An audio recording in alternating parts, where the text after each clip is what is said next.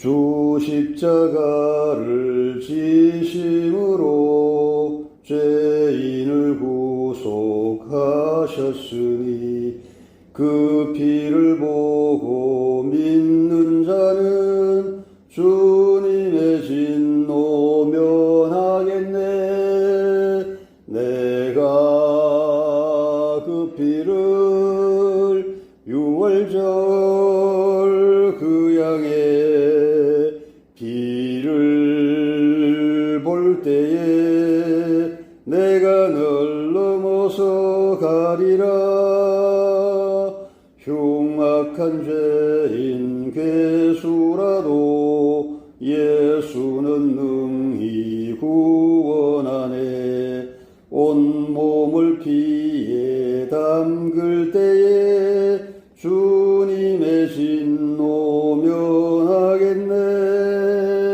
내가 그 피를 유월절 그 양의 피를 볼 때에 내가 널 넘어서 가리라.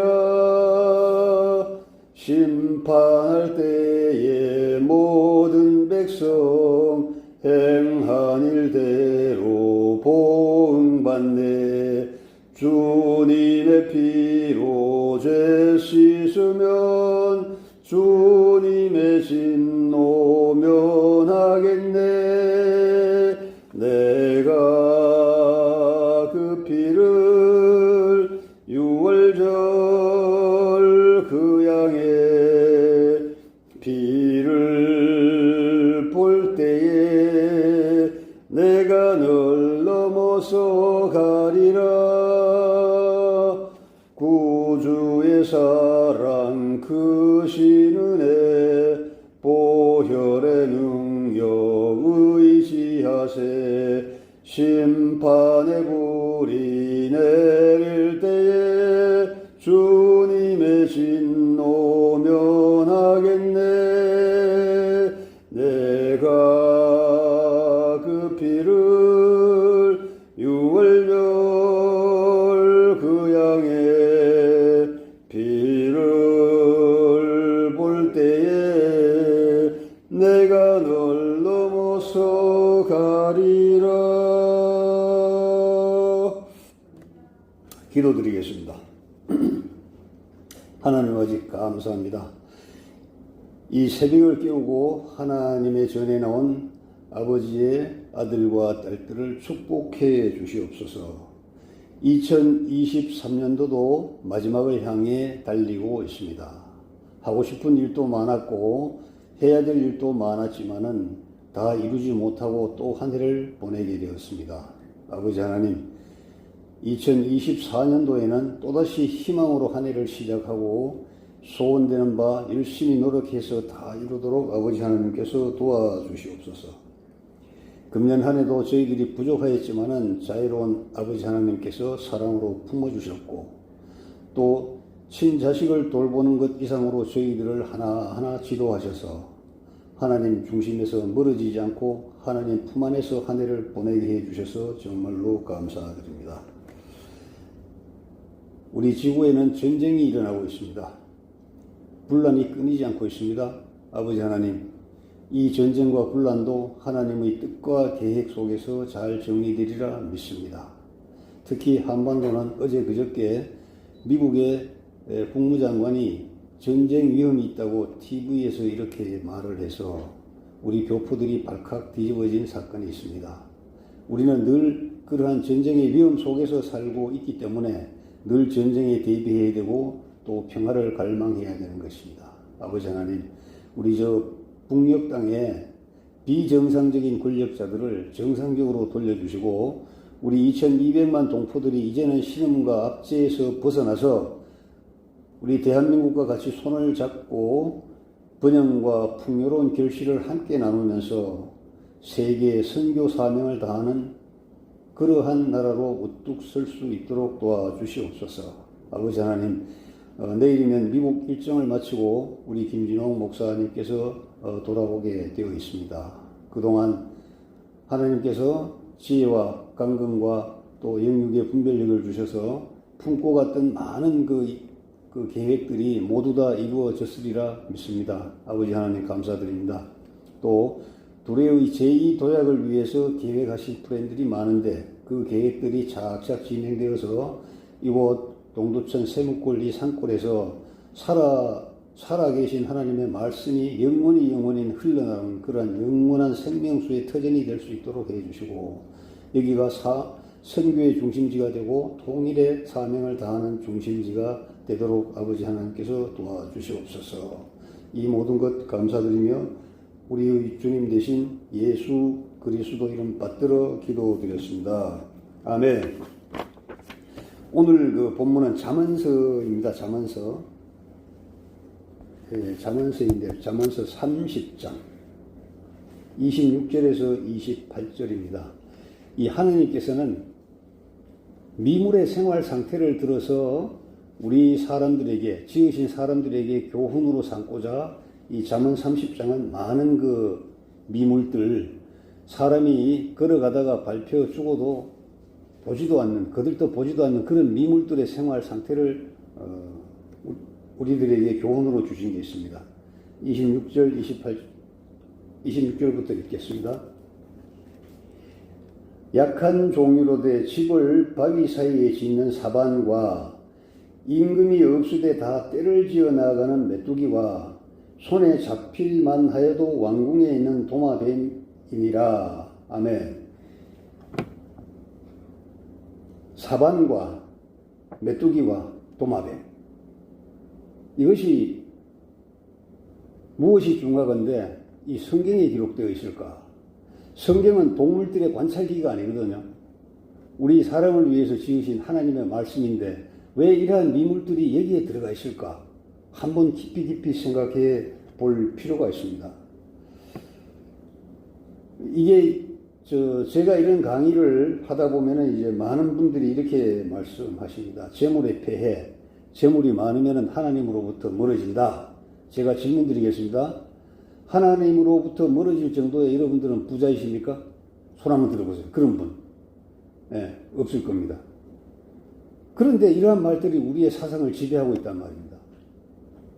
희한한 일이죠. 제가 아는 유명 목사님, 우리나라 최고 목사님의 가정 집사분들이, 집사하셨던 분들이 여기서 30분 안에 살고 계시거든요. 겨우겨우 살아요. 겨우겨우. 이제는, 나이가 드니까 몸마저 이제 불편하니까. 어느 날 우연히 저보고 안수기도를 해달라 하는데, 제가 잘 안 하거든요, 그런 걸요. 왜냐면, 그건 아주 유명한 분들이나 하지, 저 같은 초짜들이 그런 걸.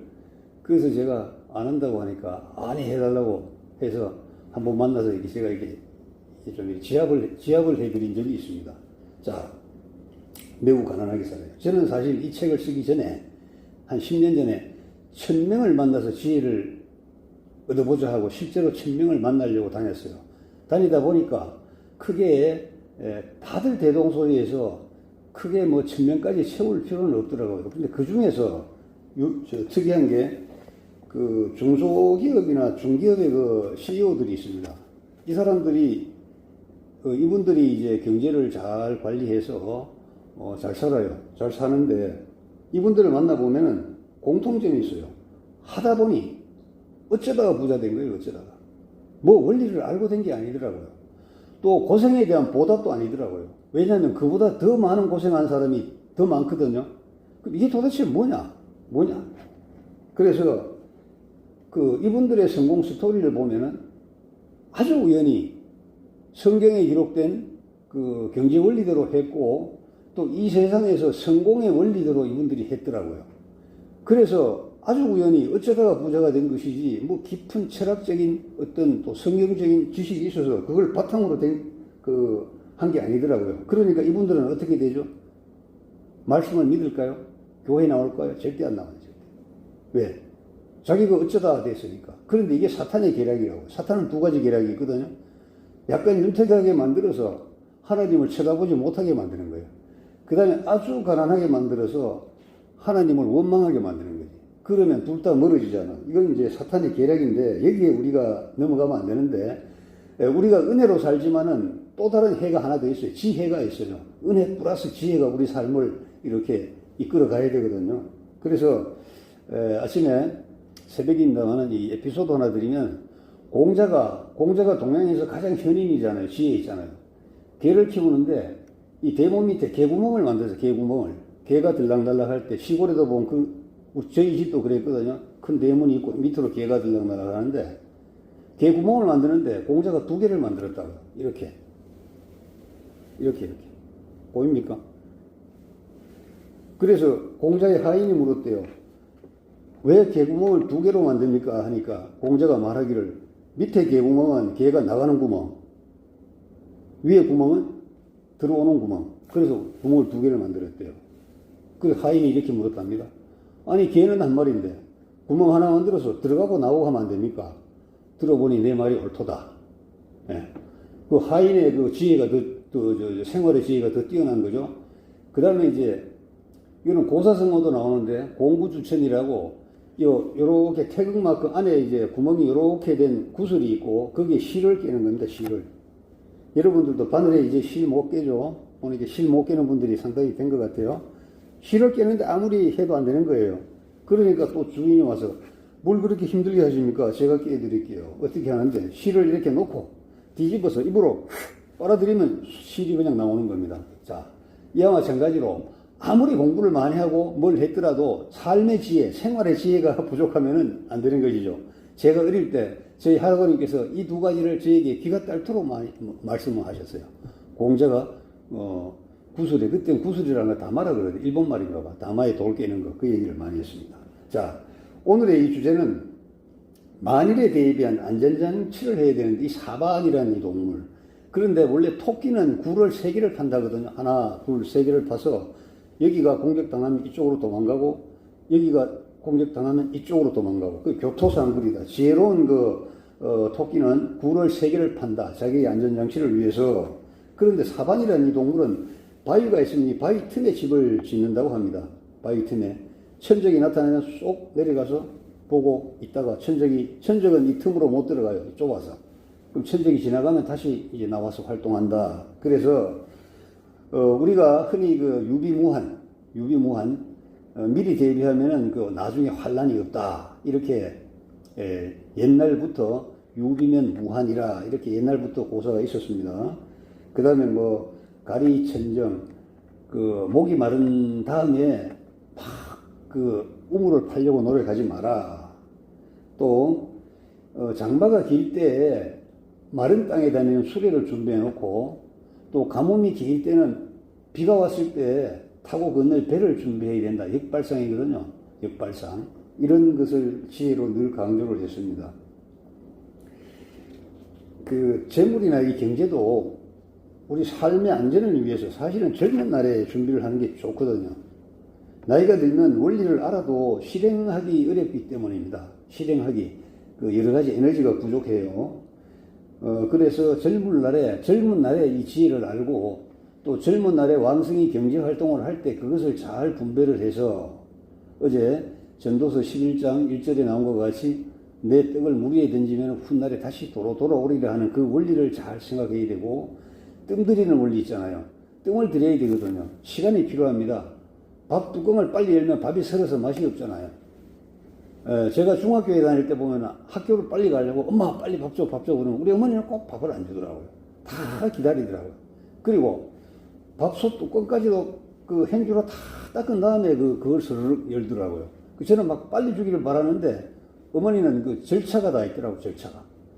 그러면 이제 여름 같으면은 상추나 푸성기에 밥을 비벼서 미군 부대에서 나오는 동두천에서 나오는 마가린, 저희 아버지가 여기 격리개장을 해가지고 그게 많았어요. 그걸 이제 비벼줘요.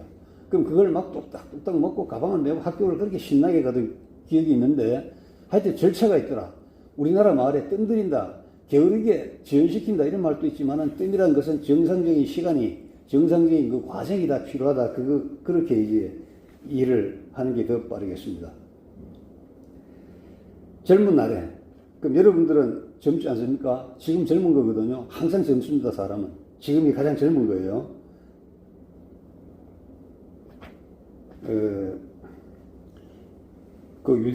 유대인들은요, 보험금을 10억 정도를 마련해 놓는데, 성인이 되면은 사망보험금을 10억. 왜냐하면 불의의 사고를 당하면은 남은 가족들이 살 수 있는 자금을 이 보험으로 마련하는데, 보험의 원리가 원래 만인은 일인을 위하고 일인은 만인을 위한다. 굉장히 좋은 거죠, 이 원리는. 그래서 10억 정도 준비한다는데, 우리나라에서 10억 준비하는 사람은 정말 거의 없는 것 같아요. 0.00001%나 될까? 이게 돈이 많이 들어요, 이게요. 그래서 이 보험도 20세 미만에 들어놓으면 좋아요. 돈이 얼마 안 들어가거든요. 그런데 나이가 들면 들수록 이게 보험료가 올라가. 그렇더라고요. 그런데, 또 100세 시대 그러니까 노후 자금도 또 필요하잖아요. 그런데 사람은 이 준비를 다 할 수가 없어요. 사람이기 때문에. 그러면 어떻게 해야 되느냐? 마지막 방법이 있거든요. 살아가는 이 세상을 잘 만들면 됩니다. 나에게 무슨 능력이 있다고? 내가 나의 노후 자금 하나 못 만들고 보험 하나 못 들어놓는데 나에게 무슨 능력이 있다고? 능력이 있거든요. 우리는 선거라는 그 제도를 통해서 우리가 살 수 있는 이 세상을 만들어 나가는 하나님께서 부여하신 정말 멋진 제도를 우리가 가지고 있잖아요. 그렇기 때문에 국가의 사상과 정치적 이념의 울타리를 안전하게 만들어 놓으면 됩니다. 국민이 인권을 누리고 사람답게 살 수 있는 복지 대책을 보장하는 시스템이 과연 무엇일까? 지금 역사를 통해서 보면은 자유민주주의와 자본주의 열린 시장경제가 유일합니다. 개인은 실패할 수도 있는 곳이 자유민주주의와 자본주의 시장경제 시장입니다. 개인은 반드시 실패할 수도 있어요. 하지만 실패한 개인도 최소한 인간다운 권리를 보장받으며 살 수 있는 곳은 역사가 검증한 자유민주주의와 자본주의 시장경제 체제임이 분명합니다. 우리 공산주의 사회주의가 우리 가까이 있잖아요. 여기서 바로 몇십 킬로 전방에 있잖아요. 그러나 그것은 구호는 그럴듯해 보여도 실행할 능력이 없는 진짜 공허한 체제입니다. 그들이 이론이 그렇게 좋았다면 열매가 좋아야 되잖아요. 그냥 한두 개 흉년 든 게 아니고 100년 흉년이 들어가지고 지금 거의 사람들이 죽어가고 있잖아요. 그런 걸 보면서도 우리는 그것을 막연히 따라갑니다. 사실 사람들이 저보고 보수를 하지만 저는 보수 아니거든요. 저는 굉장히 진보적인 사람입니다. 우리가 경상북도 안동이 보수주의의 아성으로 아는데 그렇지도 않습니다. 그게 과거에 신민당 시절에 국회의원, 삼성 국회의원을 저희들이 만들었거든요. 저희 집에서. 그러나 왜 자유 얘기하느냐면은 자유, 민주, 자본주의 시장 경제만이 유일하게 우리 모두가 같이 살 수 있는 시스템이기 때문에 그것을 진짜 결사적으로 목숨을 걸고 우리가 지지하는 것이지, 제가 저쪽 사람들이 막 믿고 아우 저쪽 싫어 이래서 그런 건 아닌 것 같아요. 그래서 우리가 함께 다 잘 살 수 있는 세상을 선택하는 것도 성경의 경제원리, 하나님의 말씀에서 우리가 얻을 수 있는 지혜이거든요. 또 여기 보면 메뚜기가 나오잖아요. 메뚜기가 지혜롭다고 했거든요. 메뚜기가 지혜롭습니까, 여러분? 펄벅의 대지에 보면 메뚜기가 중국의 대륙을 다 덮어버리잖아요. 가끔씩 저쪽에 인도 저쪽에서 굵은 메뚜기 떼가 중국으로 공격해 오다가 그게 또 중간에서 싸그리 또 죽더라고요. 만약 그 메뚜기들이 우리나라 같이 좁은 땅에 들어오면요, 다 갉아먹어요. 아무것도 없어요. 그 메뚜기가 왜 그런가? 이것을 성경에는 여러 번 언급하잖아요. 지혜롭다고도 하고 또 세상을 어둡게도 하고 모든 걸 다 갉아먹고. 그런데 또 유대인들이 또 즐겨 먹는 완전 식품이었다. 세례 요한도 메뚜기를 먹었다. 그리고 마지막 계시록에는 무저갱에서 풀려나온 메뚜기에게 물리면은 정갈에게 물렸을 때와 똑같은 고통을 받는다. 이런 무서운 표현들이 있습니다. 그런데 이것을 경제적으로 살펴보면 메뚜기는 무리를 지어 행동하거든요. 때를 지어서 행동합니다. 그런데 이 무리를 지어 행동하는데 자기 앞에 것만 갉아먹어요. 저게 맛있게 보인다고 저리 포로로 날아가서 갉아먹지 않아요. 이게 우리의 시장이거든요. 시장은 무궁무진하게 열려있지만은 자기가 할 수 있는 것만 해야 돼요. 남의 걸 넘보면 안 되고, 남이 잘 된다고 거기 또 따라가면 안 되고, 옆집에 빵집 잘 된다고 바로 옆에다가 빵집을 딱 세우는 것. 세상에 이런 일이 어디 있습니까? 이런 일을 하지 말라는 걸 저는 이제 그때 이렇게 저는 받아들입니다. 자기 앞에 있는 풀잎만 갉아먹고, 또 더 좋아 보이는 일을 찾아서 잎을 찾아서 이리저리 우왕좌왕하지 않는다. 우리는 다른 사람이 잘 되는 것 보면 너도 나도 따라해서 경쟁이 심하고 결국 모두 손해를 본다. 그래서 경제는 일은 뭐 자기 일을 합니다만은 이 재화를 불려나가는 이 경제에는 자기 주특기가 있어야 된다 이런 겁니다. 부동산, 주식이면 주식, 골드바이면 골드바, 에너지면 에너지, 식량이면 식량, 전기차면 전기차. 한 분야에 집중해서 이렇게 연구를 하면은 길이 더 좋은 길이 열립니다. 그래서 요즘은 뭐 신제품이 많이 나오니까 그런 것은 뭐 폭등주다, 뭐 급등주다 이렇게 얘기하는데 그런 것은 조금 더 관찰을 해야 되고, 제가 여기서 말씀드리는 것은 적어도 30년 이상 가격이 형성되어서 이렇게 꿈틀꿈틀 이렇게 강물 흐르듯이 흘러온 그러한 우리 재화를 잘 분별하는 그러한 지혜가 필요합니다. 거기에서 기회를 찾을 수가 있거든요.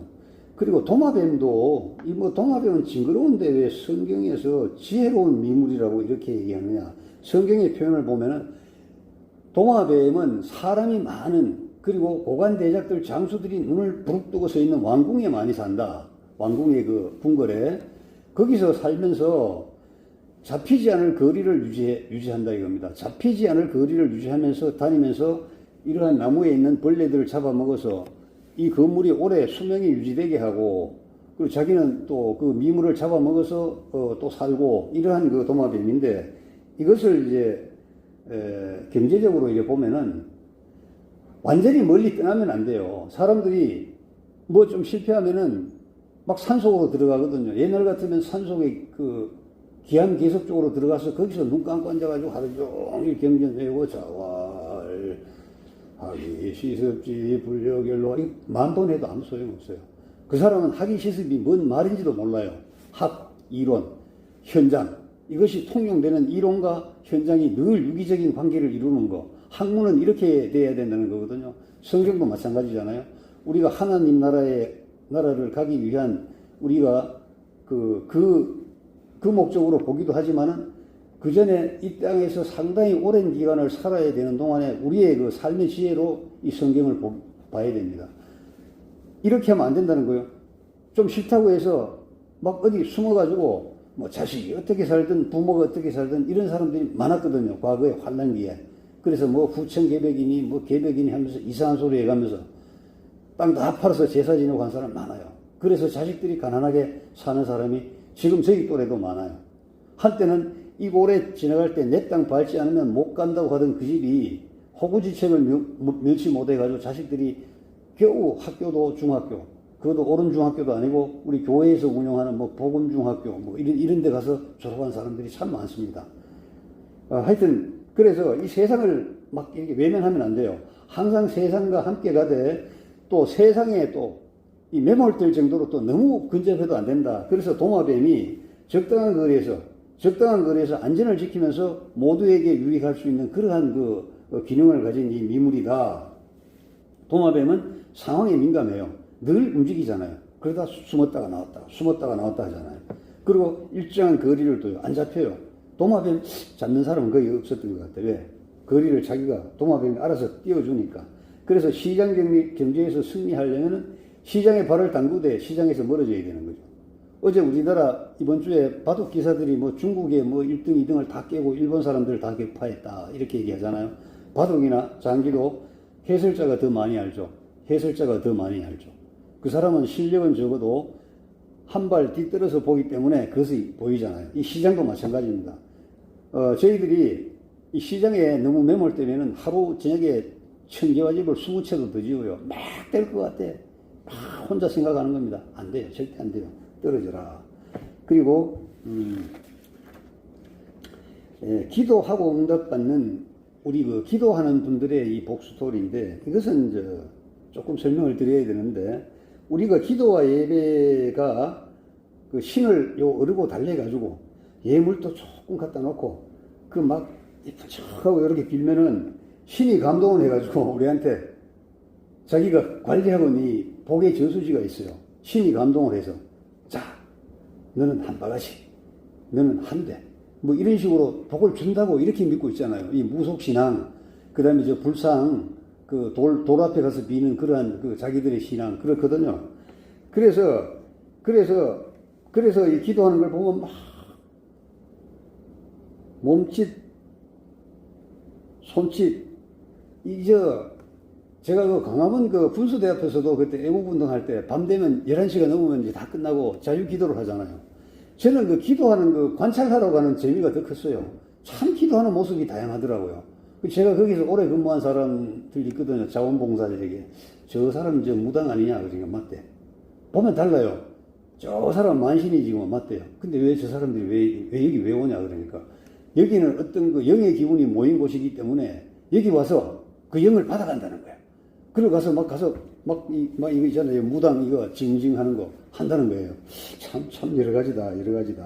그러니까 이거는 뭐냐면 무속은요, 신을 쏘일 수 있다는 것을 전제를 하고 하거든요. 제 마음은 그렇지 않더라도 몸짓 발짓 잘하고 뭐 재물 좀 내놓으면 신이 이제 쏘가준다 이거죠. 신이 쏘가준다. 이러한 그 생각을 가지면 안 되잖아요. 저희들은 어땠죠? 하나님 아버지, 제가 잘못했어요. 아까 잘못했다니까요. 아까 제가 누구 만났는데 제가 실수했어요. 아버지 하나님 어떻게 해요? 회개하잖아요. 용서해 주세요.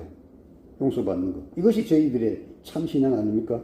그래서 이 신약에 들어오면 이제 기도에 대해서 많은 말씀을 하시는데, 예수님께서도 말씀을 하시고, 그 다음에 저 뒤에 사도 바울이나 뭐 베드로나 또 여러 선지자들이 이제 말씀을 많이 하시는데, 하늘나라의 의를 먼저 구해라. 하나님의 나라와 의를 먼저 구하라 이겁니다. 그러면은 실제 살아가는데 필요한 그것들은 알아서 하나님이 채워주시지 않겠느냐. 이건데 채워준다는 것도 이게 제가 들을 때는 해석을 조금 달리 해야 될 것 같아요. 많은 분들을 만나보면은 하나님께서 필요한 것을 꼭 맞게 채워준다. 그 참 표현도 해야 꼭 맞게 채워준다.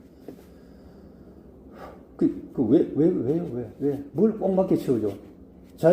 자애로우신 하나님께서 더 많이 주셔야지 왜 꼭 맞게 채워줍니까? 참 이런 것을 보면 어떤 교회를 운영하는 분도 그러고 또 우리 그 성도들 중에서도 이 비즈니스 사업하는 분들이 있거든요. 가서 보면 꼭 이런 말을 하더라고요. 참 하나님께서는 꼭 맞게 필요를 채워주신다. 하나님께서는 원리로 우리에게 다 주셨기 때문에 하기 나름이잖아요. 그죠? 그런데 우리는 자꾸 그렇게 얘기를 하더라 이겁니다. 뭐 신명기 같은 데 보면은, 특히 신명기 30장 같은 데 보면은 이 원리가 나와 있잖아요. 복과 사망을 너희 앞에 두었으니, 쉽게 얘기하면 하나님께서는 복과 사망, 생명과 저주를 두었으니 너가 이쪽에 접속하면은 사망과 저주를 받아가는 거고, 너가 이쪽에 오면은 이 축복을 받아가는 것이라 이겁니다. 그래서 이 선택을 잘하기 위해서 성경은 여러 번 수차 강조를 하잖아요. 그런데 이 사람이, 저도 마찬가지거든요. 저도 이제 실패한 경험이 많은데, 이 사람이 이게 죄에 물든 사람은 판단을 잘못하게 돼요. 실패한 그 쓰가린 과거를 가지고 계신 분들이 이런 우리 둘의 수도원 같은 데 와서 깊이 기도하면 마지막 결론이 뭡니까? 내가 잘못했지. 내가 그때 그러는 게 아니었어. 내가 그때 이걸 했어야지. 다 이러잖아요. 그 두 가지밖에 없어요. 뭐 누구에게 가서 한풀이 하는 것도 아니고, 내가 잘못했지. 천주교 같으면 내 탓이요. 그럼 많은 종교는 니 탓이요 하잖아요. 이게 아니고 결국은 여기에 도달하는데, 이러한 그 후회와 아쉬움과 안타까움을 예방하기 위해서 이 성경에 참 하나님께서, 다른 사람이 뜨던 말이 아니고 하나님의 말씀이 여기에 들어있잖아요. 그죠? 그래서 저희들이 참 진지하게 이 성경을 읽고 묵상하더라도 올바른 관점을 가지고 봐야 됩니다. 이 사회주의가 세상을 타도하고 마음을 먹으려고 성경을 보면요, 많은 합당한 구절이 또 여기 나와 있습니다. 그래서 하나님 나라와 의를 먼저 구하라. 하나님 나라와 의를 먼저 구하라.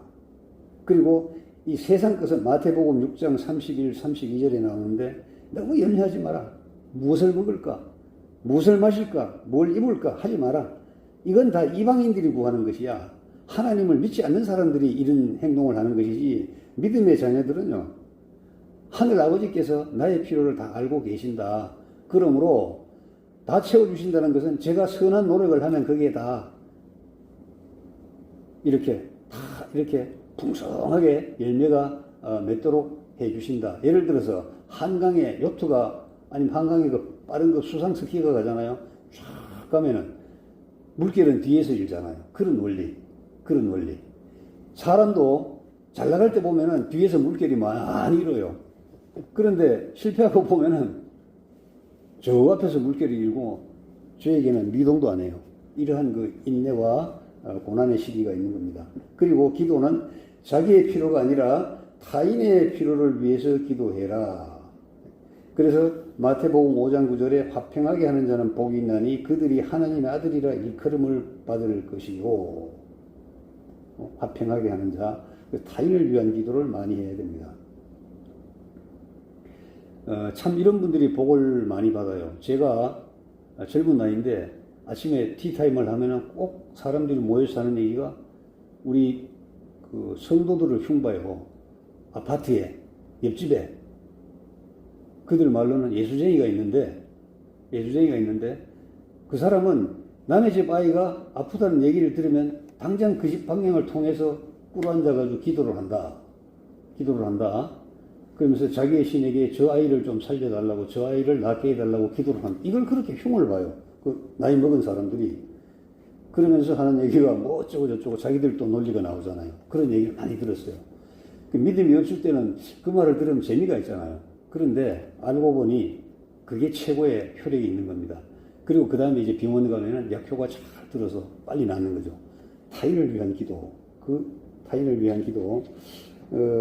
이 기도가 얼마나 참 어려우냐면은 2003년도에 미국에서 영화가 나왔는데 브루스 올마이티라는 영화입니다.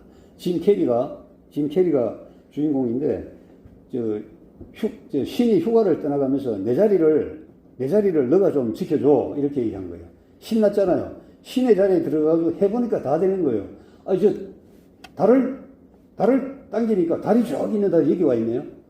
동경만에 막 해일이 일어나고 난리가 나요.